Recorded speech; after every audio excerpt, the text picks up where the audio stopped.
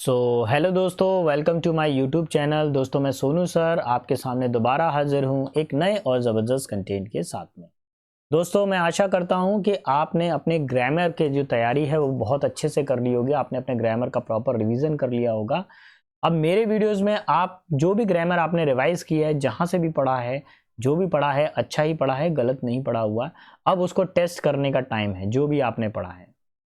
देखिए मेरा वीडियो को आप ये समझिए कि एक टेस्ट सीरीज़ की तरह है और वीडियो के अंदर मैं कोशिश करता हूँ कि स्पीड प्लस एक्यूरेसी पे मैं ध्यान दूँ आपकी। स्पीड प्लस एक्यूरेसी पे मेरा ध्यान ज़्यादा रहे, इसलिए थोड़ा सा वीडियो मैं फास्ट चलाता हूँ, फास्ट बनाता हूँ, फास्ट पढ़ाता हूँ, क्योंकि मुझे मालूम है एग्ज़ाम के अंदर एक एक मिनट की कीमत। जब आप उस एग्ज़ाम से लौट कर आए हैं, मैं खुद एसएससी डिपार्टमेंट के एग्ज़ाम से जब लौट कर आया तब मुझे रियलाइज़ हुआ वो आखिरी एक मिनट की कीमत। वो आखिरी एक मिनट आपका पूरा एक साल खराब करता है। इसलिए अगर आप स्लो मोशन में पढ़ रहे हैं तो जाग जाएं। अब स्लो मोशन वालों का ज़माना नहीं है, 5G टेक्नोलॉजी आ गई है। अब तो मोबाइल भी 5G हो गए हैं, आप पता नहीं कब 5G पे अपडेटेड रहेंगे। तो थोड़ा सा अपने आप को अपडेटेड करिए, स्पीड में पढ़िए। तो चलिए बिना समय गवाए हम अपने वीडियो को शुरू करते हैं। क्वेश्चन आज जो सेट है वो 24 है और ये रहा question number 1। She was amazed by the unique architecture of the Sydney Opera House। यार इसमें amazed at, अच्छा amazed by the unique architecture। देखिए इसमें नो एरर, इसमें कोई एरर क्रिएट नहीं हो रही है, अननेसेसरी एरर निकालने की जरूरत नहीं है, इसमें एरर है नहीं है। ठीक है, क्वेश्चन नंबर 2 पर आइए। ही टोल्ड हिज सीनियर, उसने अपने सीनियर से कहा आई विल संग a song at the party. अच्छा विल के साथ में कौन सी फॉर्म आती है जल्दी बताइए। सभी को मालूम है विल के साथ में फर्स्ट फॉर्म आती है। तो संग, सिंग, सैंग, संग। सिंग कौन सी फॉर्म होती है, फर्स्ट फॉर्म होती है। सेकंड फॉर्म क्या होती है, संग, सैंग। सेकंड फॉर्म होती है सैंग और थर्ड फॉर्म होती है संग। यहाँ पे थर्ड फॉर्म दी हुई है जो कि गलत है, किसका यूज होगा, सिंग का यूज किया जाएगा और ऑप्शन नंबर लगेगा थर्ड। बेटा कौन से चैप्टर का आ गया ये आ गया टेंसेस वाले चैप्टर का या वर्ब चैप्टर का क्वेश्चन। क्वेश्चन नंबर 3 पर आ जाइए। There was no one left in the world, कोई भी संसार में नहीं बचा है, whom they called देयर। संसार में कोई भी ऐसा नहीं बचा है जिसे वह अपना कह सकते हैं। देयर्स ये तो नहीं होगा, ये तो सब्जेक्ट के रूप में यूज होता है देयर इज। ये वाला देयर्स, देयर्स में अपोस्ट्रोफी एस लगता ही नहीं है। ये भी देयर नहीं होगा, कौन सा वाला आएगा, प्रोनाउन वाला आएगा। तो यहाँ पर आप किसका यूज करेंगे, देयर्स। ठीक है, ये एडजेक्टिव है ये वाला देयर। देयर एडजेक्टिव के बाद में एक नाउन आता है, अगर फिल इन द ब्लैंक के बाद में कुछ आ रहा होता तो हम फर्स्ट थर्ड वाला देयर लगाते, लेकिन फिल इन द ब्लैंक के बाद में कुछ नहीं आ रहा है तो इसलिए हम ये प्रोनाउन वाला देयर लगाएंगे। ठीक है, ऑप्शन नंबर 4। क्वेश्चन नंबर 4 पर आए।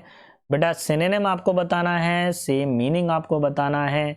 इसमें जो एग्जाम्पलरी होता है इसका मतलब होता है बहुत अच्छा काम करना, वेरी गुड। बैड मतलब बुरा, ऑर्डिनरी मतलब सिंपल, ठीक है, और एवरेज का मतलब मध्यम, एक्सीलेंट का मतलब शानदार। तो देखिए यही आंसर होगा, एग्जाम्पलरी का क्या हो जाएगा, एक्सीलेंट हो जाएगा, ऑप्शन नंबर 3। सिनोनिम पूछा था हमसे। I begin to pronounce the sequence of words, मैंने शब्दों के सीक्वेंस को बोलना शुरू किया। And numbers that will prevent her from giving him a piece of dash. देखिए इसमें आपको क्या करना है, इसको कंप्लीट करना है, अ पीस ऑफ हर। आपने वर्ड सुना है a piece of mind. Piece of mind का मतलब क्या होता है, पीस ऑफ माइंड का मतलब होता है टू स्पीक एंग्रीली, गुस्से में बोलना, टू स्पीक एंग्रीली, गुस्से में बोलना। तो ये बेटा क्या है, अब आजकल जो ईडियम फ्रेसेस है उसका पूछने का पैटर्न अलग आ गया है। जैसे आप लोगों ने सुना होगा, कई बार सुना होगा, जैसे एन एप्पल ऑफ आइज। तो अब क्या करेंगे, आइज की जगह पे कोई दूसरा वर्ड दे देंगे। एप्पल ऑफ आइज का मतलब क्या होता है, लाडला या दुलारा होना, तो इस जगह पर फिल इन द ब्लैंक बना देंगे। तो ऐसे ही यहां पर किया गया। पीस ऑफ माइंड का मतलब क्या होता है, टू स्पीक एंग्रीली, गुस्से में बोलना। क्वेश्चन नंबर 6 पर है, आपको इनकरेक्ट स्पेलिंग बतानी है और बहुत ध्यान से करिएगा इस स्पेलिंग को, क्योंकि स्पेलिंग रूल्स में ज़्यादातर बच्चों का गलत हो रहा है। क्या करेक्शन करेंगे, देखिए कमेटी की स्पेलिंग बिल्कुल सही है, अचीव की स्पेलिंग भी सही है, नेसेसरी की स्पेलिंग भी सही है। जो गड़बड़ है वो है कंसाइंटियस की स्पेलिंग। टी के बाद में क्या आता है, आई, फिर O U S. So option number 3 लग जाएगा। क्लियर। अब आते हैं क्वेश्चन नंबर 7 पर। 7 क्या बोल रहा है? The touch sensitive surface is one of the reason why tablets and the smartphones are so smart. देखिए, जो टच सरफेस है, यानी अब आजकल टच वाले मोबाइल आने लगे हैं, यही इनका सबसे बड़ा कारण है कि टैबलेट और स्मार्टफोन जो इतना तेज हो गए हैं। All touch screen generate an electric field. जितनी भी टच स्क्रीन फ़ोन होते हैं वो एक इलेक्ट्रिक फील्ड जनरेट करते हैं। डैश द स्क्रीन, जो कहाँ से होती जाती है, किस पर बहती है? वो स्क्रीन की चारों तरफ बहती है। तो ऑन टू नहीं होगा। बियॉन्ड के परे होता है, नहीं। पास्ट बीता हुआ कल नहीं। एक्रॉस, एक्रॉस का मतलब क्या होता है? पूरी स्क्रीन के ऊपर। जैसे मोबाइल है तो मोबाइल की पूरी स्क्रीन पे ये बह रही है।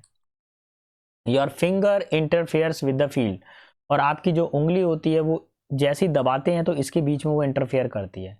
And the device operating system dash your touch follows your touch air swipes. जैसे आप स्क्रीन दबाते हैं वैसे सिग्नल कटता है, सिग्नल आता है, सिग्नल जाता है, जिसकी वजह से आप टच वाला मोबाइल को चला पाते हैं। Option number 1। क्वेश्चन नंबर 8 पर आएंगे। अब इसमें क्या पूछ लिया गया है आपसे? मैं बार बार कह रहा हूं, प्लीज बेटा ढंग से जाकर एडजेक्टिव और एडवर्ब चैप्टर को दोनों को पढ़िए, इसमें से सबसे ज्यादा क्वेश्चन आ रहे हैं। The rabbit runs fastly. ध्यान रखिए, इंग्लिश में कभी भी फास्टली वर्ड तो होता ही नहीं है। कौन सा वर्ड होता है? फास्ट वर्ड होता है। तो ऑप्शन नंबर 4 हो जाएगा। फास्टली वर्ड तो होता ही नहीं है, एल वाई तो लगता ही नहीं है फास्ट में। Option number 4। क्वेश्चन नंबर 9 पर, the students were captivated. Captivated मतलब आकर्षित हो जाना। By dash story told by there teacher. जो स्टूडेंट्स हैं उनके छात्र, उनके टीचर के द्वारा जो स्टोरी बोली गई उससे क्या हो गए? वो आकर्षित हो गए। अब हमको क्या बताना है? मोस्ट अप्रोप्रिएट वर्ड बताना है जो सही तरीके से इधर पे काम कर सके। सुपरफ्लस का मतलब होता है किसी चीज की एक्स्ट्रा हो जाना, है ना? कोई चीज एक्स्ट्रा हो जाना, और वो भी गलत होना, एक्स्ट्रा होने पर गलत हो जाना। ऑब्सोल्यूट का मतलब क्या होता है? आउट ऑफ डेट, जो पुराना हो गया, जो प्रचलन में नहीं है। मुंडेन का मतलब होता है कोई चीज बोरिंग हो। और कंपेलिंग इसके लिए सही रहेगा, compelling the story by the compelling told by there teacher. देखिए, टीचर ने एक ऐसी स्टोरी सुनाई जिससे बच्चे क्या हो गए? काफी ज्यादा मंत्रमुग्ध हो गए। बच्चे उस स्टोरी को देख के काफी ज्यादा एक्साइटेड हो गए। ठीक है, अब क्वेश्चन नंबर नेक्स्ट पर आते हैं 10 पर। 10 क्या बता रहा है? इनकरेक्ट स्पेलिंग आपको बतानी है क्वेश्चन नंबर 10 में। कैसे सॉल्व करेंगे? एलिट्रेशन का मतलब होता है रिपीटेशन, तो ये तो नहीं होगा, ये स्पेलिंग ठीक है यहाँ पर। कंडेंसेंट की ये भी स्पेलिंग ठीक है, बैंक्वेट की स्पेलिंग भी ठीक है। डिलीवरेंस की जो स्पेलिंग है वो गलत है, यहाँ पर ई नहीं आएगा। इस ई की जगह पर हम किसका यूज करेंगे? ए का यूज करेंगे, और यही इसका आंसर लगेगा, option number 1। Clear? Question number 11 पर आते हैं। आपको सिनोनिम बताना है, समानार्थी बताना है। He is reluctant to do his work. Reluctant का मतलब क्या होता है? किसी चीज को काम करने में अनिच्छुक होना। ठीक है, इच्छा नहीं होना उस काम करने की। हैप्पी का मतलब खुश। डिस्पोज्ड का मतलब क्या होता है? कोई किसी काम करने का इच्छुक हो, ये किसी काम को करना चाहता है, विलिंग है, ये काम करना चाहता है। और हेजिटेंट का मतलब होता है अनविलिंग, अनिच्छुक, जिसको काम करने की इच्छा नहीं है, अनविलिंग। ईगर का मतलब क्या होता है? उत्सुक होता है। ऑप्शन नंबर 3 ही इसका सही आंसर रहेगा, हेजिटेंट। नेक्स्ट क्वेश्चन पर आ जाइए, क्वेश्चन नंबर 12 पर। 12 क्या कह रहा है? It is obvious that child needs love and attention. आपको ग्रामेटिकली करेक्ट करना है, ठीक है। अच्छा, ऑब्वियस का मतलब होता है स्पष्ट, और ये स्पष्ट क्या हो जाता है? हमारे पास में एक एब्स्ट्रैक्ट नाउन हो जाता है, और एब्स्ट्रैक्ट नाउन से पहले हम कभी भी आर्टिकल का यूज नहीं करते हैं। ये यहां से हटा दीजिए, ऑप्शन नंबर 3 ही ज्यादा बेटर रहेगा। ठीक है, कुल मिलाकर आर्टिकल चैप्टर का यूज करते हुए उन्होंने पूछ लिया था आपसे, तो ध्यान रखिए ओब्वियस से पहले कभी भी आर्टिकल का यूज नहीं करते हैं। क्वेश्चन नंबर 13 पर आ जाते हैं। 13 पे आपसे ईडियम पूछा गया है, मुहावरा पूछा गया है। It is raining and cats and dog, इसका मतलब होता है तेज वर्षा होना। अच्छा, मैं आपको याद दिला दूं, यूट्यूब पर ही मेरी प्लेलिस्ट पड़ी हुई है, और वो प्लेलिस्ट है ईडियम एंड फ्रेसेस की, जिसमें मैंने 200 से लेकर 220, आई थिंक 220 तक मैंने करवाए हैं ईडियम फ्रेसेस। विश्वास कीजिए, उसी लिस्ट में से आपको हर पेपर सेट में आपको ईडियम एंड फ्रेसेस देखने को मिल रहा है। हो सकता है कि वो एक ईडियम फ्रेजेस देखने को मिले, हो सकता है पेपर सेट में से 2 देखने को मिले, लेकिन आ ज़रूर रहा है। अगर आप उसको तैयार कर लेते हैं तो आपका 101% ईडियम फ्रेजेस तो गलत होने वाला नहीं है।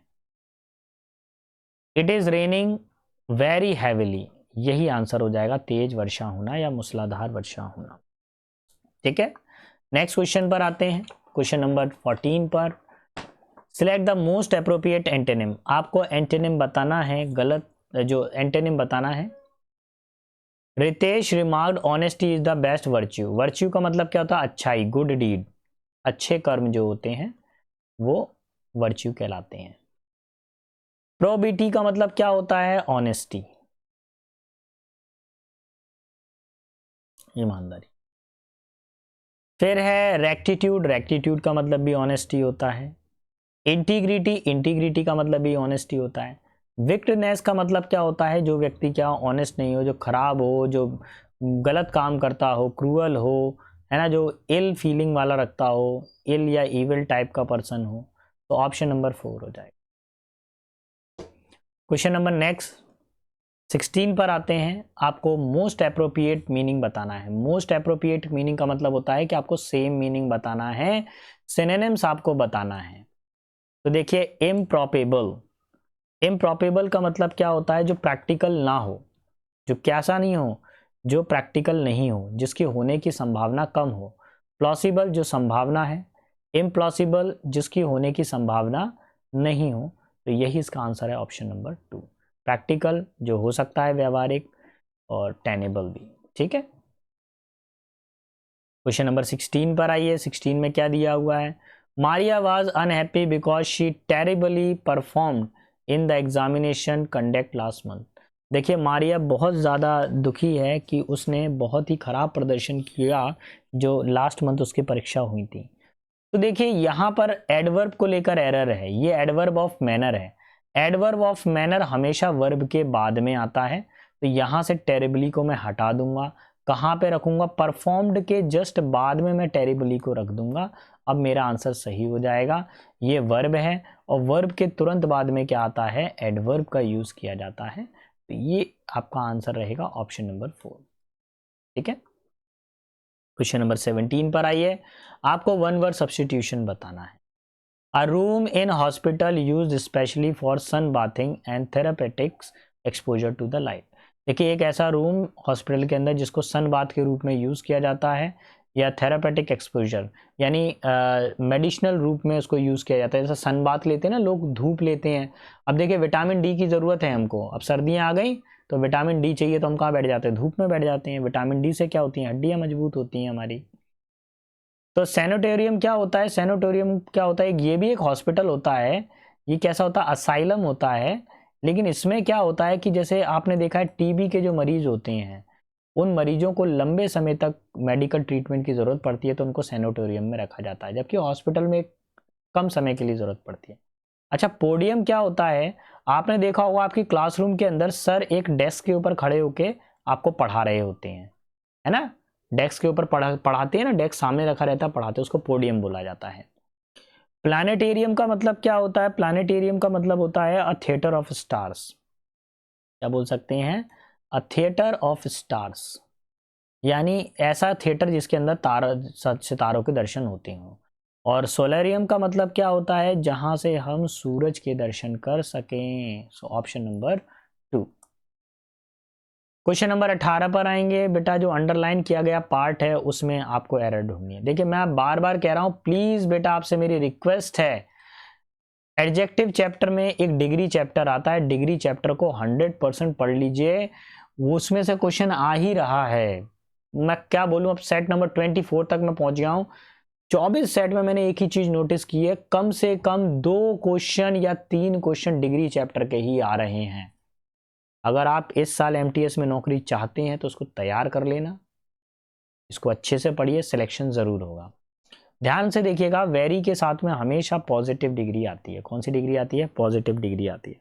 हॉटेस्ट में ईएसटी लगा है तो ये सुपरलेटिव डिग्री है। हॉटर में ईआर लगा है तो ये कंपैरेटिव डिग्री है। मोर हॉट तो गलत होता है, मोस्ट हॉट भी गलत होता है। एक ही ऑप्शन बचेगा, option number 3, hot. Question number 19 पर आते हैं। आपको एप्रोप्रिएट एंटोनिम्स बताना है, एंटोनिम बताना है वर्ड का क्या होगा इसमें। ही स्पोक सॉफ्टली, उसने बहुत सॉफ्टली बात की, यानी बहुत ही नरमी से उसने बात की। एंड डैश टेंसली, टेंसली का मतलब होता है तनाव। Trying to diffuse the tense situation, उसने बहुत ही नरमी से बात की जिससे जो तनाव वाली जो परिस्थिति उसको डिफ्यूज किया जा सके, उसको समाप्त किया जा सके। मैडली का मतलब क्या होता है, पागलों जैसा, पागलों की तरह, तो ये नहीं होगा। एक्साइटिंगली का मतलब क्या होता है कि जो काफी ज्यादा किसी चीज को देख के काफी ज्यादा एडवेंचरस टाइप का हो जाए, एक्साइटेड हो जाए, एडवेंचरस, ठीक है, तो ये भी नहीं होगा। फ्यूरियसली का मतलब होता है एंग्रीली, गुस्से में कोई बोले एंग्रीली, ये भी नहीं होगा। कामली का मतलब होता है पीसफुली। तो अब देखिए हमसे क्वेश्चन में क्या बोला गया है, टेंसली यानी तनावग्रस्त, इसका अपोजिट क्या हो जाएगा, कामली यानी शांति रूप से, ऑप्शन नंबर 2। क्वेश्चन नंबर 20 पर आता हूं। 20 क्या बोल रहा है, Anuradha travel to Italy last summer. Last summer Anuradha कहाँ गई थी, इटली गई थी। And dash the historians ruins of the Rome, और उन्होंने वहाँ पर जो रोम के जो बिल्डिंग्स थी, जो हिस्टोरिकल रूइंस, जो बिल्डिंग है जो खराब हो गई हैं, जर्जर बिल्डिंगों को भी उन्होंने दर्शन किया। तो देखिए यहाँ पर आपको, अच्छा इसमें तो कोई टेंशन ही नहीं है, इसमें तो सीधा से एक ही वर्ड आ रहा है, एक्सप्लोर्ड, यही आएगा। एक्सप्लोर्ड का मतलब होता है खोज करना, किसी बिल्डिंग को जाके उन्होंने क्या किया, खोज किया, यही ज्यादा आंसर सही रहेगा। बाकी तो मेरे को स्पेलिंग एरर लग रहे हैं, वो स्पेलिंग एरर क्रिएट करके आपको दे दिए हैं। Option number 2 final answer. तो देखिए आज हमने क्वेश्चन नंबर 20 तक सॉल्व कर लिया है और अब हम बिल्कुल आखिरी पड़ाव पर आ गए हैं पेपर के। सेट नंबर 24 तक हो गया है। कल मैं आपके लिए सेट नंबर 25 लेकर आऊंगा, तो तैयार रहिएगा ठीक रात को 9 बजे। और मैं आपसे एक बात कहूंगा, मेरी आपसे हार्टली रिक्वेस्ट है, प्लीज एक बार जाके ग्रामर का रिवीजन करें। आप आर्टिकल चैप्टर को रिवाइज करें, एडजेक्टिव, आर्टिकल, एडवर्ब, ये 3 चैप्टर आपके लिए बहुत बहुत बहुत हेल्पफुल होने वाले हैं। विश्वास कीजिए इनमें से सबसे ज्यादा और गारंटेड क्वेश्चन आ ही रहा है। देखिए एक्टिव पैसिव वॉइस और नरेशन तो आए नहीं है अभी तक, ना ही आपका वो रीअरेंजमेंट ऑफ सेंटेंसेस PQRS वाला आया है, तो उन पे बेफिजूल में दिमाग मत दो। जो 3-4 चैप्टर मैंने आपको बताए हैं उन पे फोकस करो, आपके नंबर 100% बढ़ेंगे। और अगर आपको मेरा पढ़ाना थोड़ा सा भी पसंद आ रहा है तो प्लीज़ चैनल को लाइक शेयर सब्सक्राइब करना ना भूलिएगा। मुझे आपके सपोर्ट की बहुत बहुत ज़रूरत है। इस चैनल को मेरे को आसमान की ऊंचाइयों तक लेके जाना है, ये मेरा एक छोटा सा सपना है। अगर आप थोड़ा सा भी हेल्प करते हैं तो मैं इस सपने में थोड़ा सा आगे बढ़ जाऊंगा। और एक ज़रूरी चीज़, नहीं हो पा रहा टेंशन ना लें, अपनी पढ़ाई को सतत करते रहें। जो भी डाउट है कमेंट बॉक्स में पूछें। अरे अच्छा नहीं कह रहे तो बुरा कह के ही चले जाओ, मेरे को कोई टेंशन नहीं है। एटलीस्ट कमेंट बॉक्स में अपनी हाजिरी तो लगाओ, अटेंडेंस तो लगाओ, कि अब फिर वही वाली बात आएगी टाइगर अभी जिंदा है ना। कम से कम एक आध मैसेज तो डालो कि सर मेरे को ये नहीं आया, सर मेरे को वो नहीं आया, उसको मैं कैसे हैंडल करूं, मैं जो मिस स्पेल्ट वाले क्वेश्चन है उनको कैसे सॉल्व करूं। एक बच्चे ने मेरे से पूछा था वहां पर, तो मैं उसको रिप्लाई करूंगा मैं, है ना। तैयार रहिए बेटा, अच्छे से तैयारी कीजिए, सिलेक्शन होता है होता है होता है। एज कम्युनिटी माइंडेड क्रिएचर, देखिए कम्युनिटी माइंडेड क्रिएचर मतलब जो लोग क्या रहते हैं, कम्युनिटी में रहते हैं, ग्रुप में रहते हैं। Who want dash to belong we often mirror other, जो क्या करते हैं, जो बिल्कुल समाज से जुड़े हुए हैं वो एक दूसरे की छवि जैसे होते हैं, including on social media. Social media पे भी हम लोग एक दूसरे की छवि होते हैं। बताइए कैसे एक दूसरे की हम छवि होते हैं। तो पहले तो इसमें लगा लीजिए डीपली, डीपली का मतलब होता है गहराई से जुड़े हुए हैं हम लोग। अच्छा लाउडेटेरी का मतलब क्या होता है, किसी को बहुत ज्यादा प्रशंसा करना, प्रेस, तो ये तो नहीं होगा। अबाइटिक का मतलब क्या होता है, विदाउट लाइफ, तो हम सब लोग तो जीवित हैं, विदाउट लाइफ तो हम लोग है ही नहीं है, तो ये भी आंसर नहीं था आपका। क्रिस्पली का मतलब क्या होता है कि बहुत ही चालाकी से किसी काम को करना, धोखेबाजी के रूप में या चालाकी से किसी काम को करना, डिसिसिव वे। तो इनमें से तीनों में से कोई एक भी नहीं बन रहा, ऑप्शन नंबर 2 ज्यादा सही है। देखिए हम एक दूसरे का ना रिफ्लेक्शन होते हैं। कैसे होते हैं रिफ्लेक्शन, देखो इससे बहुत अच्छा बताया गया इस टॉपिक के अंदर। मिरर अदर्स, हम एक दूसरे का मिरर होते हैं, including on social media, social media पे भी होते हैं। वेयर वी अडॉप्ट फ्रेसिंग, जहां पर हम लोगों की बोलचाल को अपना लेते हैं, टोन को अपना लेते हैं। एक्सप्रेशन ऑफ इमोशंस, उनके इमोजीज को भी अपना लेते हैं। खुश होते हैं तो हम हैप्पी वाला इमोजी भेज देते हैं, सैड होते हैं तो हम सैड वाला इमोजी भेज देते हैं। तो हम क्या कर रहे हैं, एक ही जैसे एक्सप्रेशन को अपना रहे हैं। देखिए सोशल मीडिया पे अगर मान लीजिए कोई एक गाना ट्रेंड में आ गया तो उसके ऊपर ना जाने कितनी रील बनने लगेगी। अगर कोई डांसर का कोई स्टेप है और वो स्टेप चल रहा है तो वो स्टेप की सब लोग क्या करेंगे, कॉपी करना शुरू कर देंगे। तो ये हम लोग क्या करते हैं, हम एक दूसरे की कॉपी ही है अपने नेचर्स में। In the past few years में देखा गया है the social media had a dash of hyper positive. Social media पे बहुत सारे हाइपर पॉजिटिव लोग आ गए हैं। हाइपर पॉजिटिव लोगों का मतलब क्या है, जो बहुत ही ज़्यादा पॉजिटिव है, हमेशा खुश मिजाज रहते हैं, लोगों में खुशियाँ बांटते हैं। ब्लैमिश का मतलब होता है धब्बा, तो धब्बे वाले लोग तो नहीं है, टॉपिक के अकॉर्डिंग तो ऐसा लग नहीं रहा है। डिसरिगार्ड का मतलब क्या होता है, किसी को डिसवैल्यू करना। डिस्पर्शन का मतलब होता है स्प्रेड, किसी चीज़ को फैलाना। और फोकस का मतलब होता है ध्यान केंद्रित करना। तो लोगों का फोकस किस पर है, हाइपर पॉजिटिव लोगों पर है। ये हाइपर पॉजिटिव लोग कैसे होते हैं, थिंक चेरी, काफ़ी ज़्यादा खुश मिजाज सोचते हैं, emojis and dash created plaster of over sunset. और सनसेट के ऊपर यानी जीवन में अगर दुख है तो उस दुख के ऊपर भी क्या करते जाते हैं, प्लास्टर लगाते जाते हैं। जैसे अगर आप बहुत दुखी हैं, आप थोड़ा सा मोबाइल ले लीजिए और मोबाइल को स्क्रॉल कर लिए, एक हाथ रील्स ऐसी आ जाएगी जो आपके माइंड को ओपन कर देगी और तुरंत ही क्या हो जाएंगे, आप खुश होना चालू हो जाएंगे। तो देखिए इनऑब्लिट्यूसिव का मतलब क्या होता है कि जो किसी की नॉट गेनिंग अटेंशन, जो किसी की भी अटेंशन नहीं पा रहा हो, नॉट गेनिंग अटेंशन। अच्छा, रेटिसेंट का मतलब क्या होता है, जो कम बोलता है, जो रिजर्व्ड हो, रिजर्व्ड, कम बोलता है ये व्यक्ति। डेटरिंग का मतलब क्या होता है, किसी चीज में किसी को डिस्करेज करना, यानी किसी की हिम्मत को गिराना। तो देखिए ना तो किसी की अटेंशन को खत्म किया जा रहा है, सबके अटेंशन को खींचा जा रहा है, ना ही किसी को नीचे गिराया जा रहा है, ना ही सोशल मीडिया पर लोग चुप रहते हैं। वो क्या करते हैं, मोटिवेशनल क्यूटोस चलाते हैं, मोटिवेशनल कोट्स चलाते हैं और लोगों को जागरूक करते रहते हैं। Some put this good vibes only, कुछ लोग क्या करते हैं, कुछ अच्छी वाइब्स देते हैं, trend down to the pandemic. इसका कारण ये है, कुछ लोगों का मानना ये है कि ये गुड वाइब्स का जो ट्रेंड है वो कब से चला, जब कोरोना काल पेंडेमिक आया। A dash to avoid painful feeling, जिसमें क्या किया हम लोगों ने, पेनफुल फीलिंग को अवॉइड करना चालू किया। तो देखिए इंडोलेंस का मतलब होता है लेजीनेस, ठीक है। इंडोलेंस का मतलब क्या होता है, कोई काफ़ी बंदा काफ़ी ज़्यादा लेजी है। लिस्टनेस का मतलब क्या, अपैथी का मतलब होता है हमारे पास में lack of interest, lack of interest, किसी चीज में इंटरेस्ट ना। फिर है हमारे पास में लिस्टनेस, लिस्टनेस का मतलब होता है लैक ऑफ एनर्जी। और डिजायर का मतलब होता है इच्छा। तो देखिए ये कब हुआ, कोरोना काल के अंदर हुआ, जब लोगों दूसरे सोशल मीडिया के ऊपर लोगों ने लोगों को, दूसरे अपने मित्रों को जो है मोटिवेट करना चालू किया, अच्छे अच्छे पॉजिटिव वाइब्स देना चालू किया, पॉजिटिव क्यूटर्स देना चालू किया। तो ये क्या थी, उनके डिज़ायर्स थे। वो डिज़ायर क्या थे कि पेनफुल सिचुएशंस को वो भूल जाएं। When dash on difficult reality, जब वो अपनी जीवन के कड़वी सच्चाइयों से जूझ रहे हों। हाउएवर, हालांकि attentive to convey constant happiness is not only difficult but impossible, लेकिन हमेशा ही सदा ही खुश रहना ये भी हमारे लिए आसान नहीं है, ये एक इम्पॉसिबल है। अगर सुख है तो दुख भी होगा। तो देखिए लेमिनेट का मतलब क्या होता है, जैसे मोबाइल पर हम लोग जो एक लेमिनेशन करवाते हैं तो ओवर लेयरिंग करते हैं हम लोग, ठीक है।